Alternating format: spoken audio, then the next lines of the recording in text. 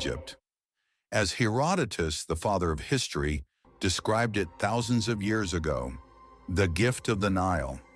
For 5,000 years, the rise of civilizations in the middle of this vast desert, the construction of pyramids and the founding of empires depended on this water flowing like an eternal gift.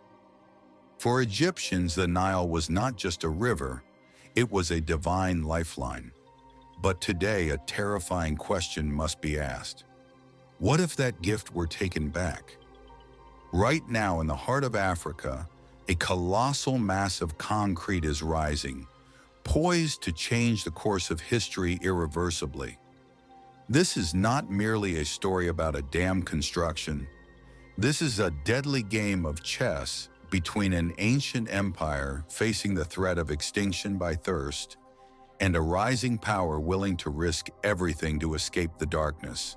The story of Egypt and Ethiopia. Throughout human history, the causes of war have remained more or less the same: land, gold, and in the last century, oil. However, in the 21st century, the rules of the game have changed dramatically. The oil of our era is now blue gold, water.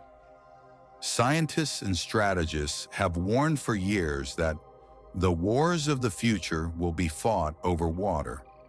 That prophecy is now becoming a reality. An interesting etymological detail summarizes the nature of this conflict. The English word rival comes from the Latin root rivales, which literally means those who use the same stream.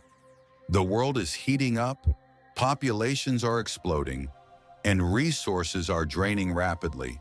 From the Tigris and Euphrates basin to the Indus River, the world has turned into a powder keg.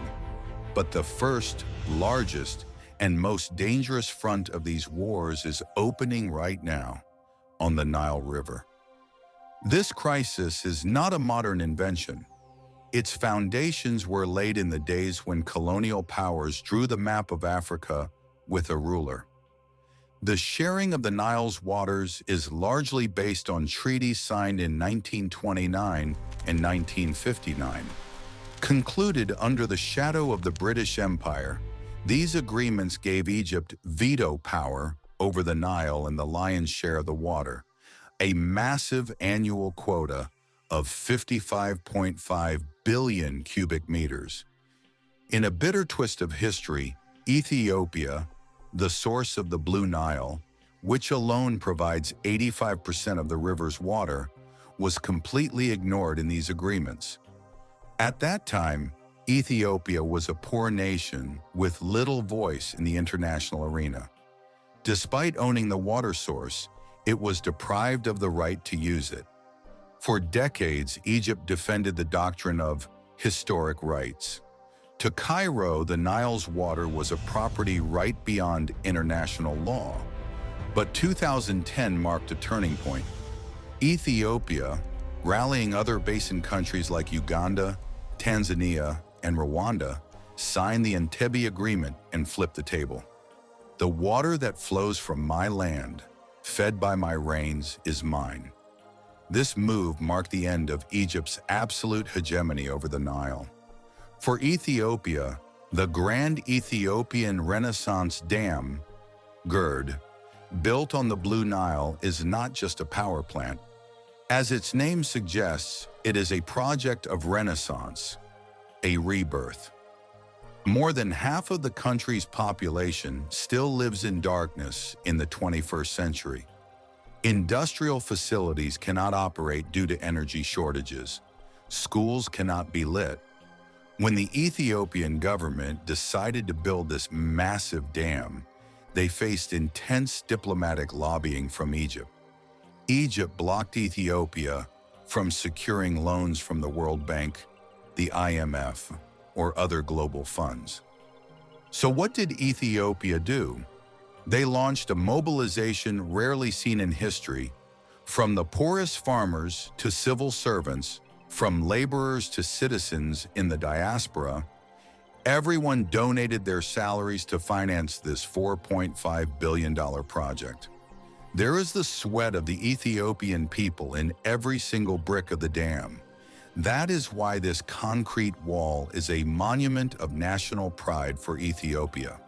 For the government in Addis Ababa, stepping back from this project or operating the dam according to Egypt's wishes would mean not just economic loss, but political suicide. People around the world perceive the dam crisis simply as Egypt getting less water, but the danger is much more insidious and deadly. Salt. The heart of Egyptian agriculture is the fertile Nile Delta, which has fed the country for millennia. When the Nile flows with a strong current, it pushes back the Mediterranean Sea as it empties into it, creating a freshwater shield. However, if the river's flow decreases due to the dam holding water, this pressure will drop, and the salt water of the Mediterranean will seep into the fertile soil of the delta. This phenomenon is called saltwater intrusion.